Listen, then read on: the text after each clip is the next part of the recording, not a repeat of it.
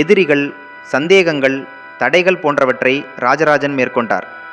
சில அமைச்சர்கள் பேர் வாங்குவதற்காக இவர் இத்தனை பணத்தை வீணடிக்கிறார் என்றார்கள். மக்கள் பெரிய கோயில் யாருக்காக என்று தங்களுக்குள்ளேயே கேள்வி எழுப்பிக் கொண்டார்கள்.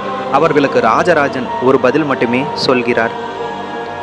1000 ஆண்டுகள் கழித்து வரும் என் மக்கள் என் பெயரை அறிவால் நினைவு கூற வேண்டும் என்பதுதான் அது. பல தடைகளை கடந்து தஞ்சை பெருவுடையார் கோவில் நிறைவு பெற்றது இன்று. பெரிய கோயில் திருக்குடைமுழுக்கு கும்பாபிஷேகம் நாள். சோழ மன்னனின் கண்ணில் நீர். உலகின் முதல் முறையாக கட்டடமாக்கப்பட்ட கல்வெட்டு கோயிலின் சுவர்களில் இது ராஜராஜ சோழன் செய்ததென்று காலம் கூறட்டும். மக்கள் இது எங்களுக்கான கோயில் என மார்த்தட்டி கொண்டாடினார்கள். கதை முடிவு. பூமியில் காலடி பதித்தவர்கள் பலர், ஆனால் சிலரே வரலாற்றில் பெயர் பதிக்கிறார்கள். ராஜராஜ சோழன் ஒரு மன்னன் மட்டுமல்ல, அறிவியல், கலை மற்றும் நிர்வாகத்தின் வாழும் நிழல்.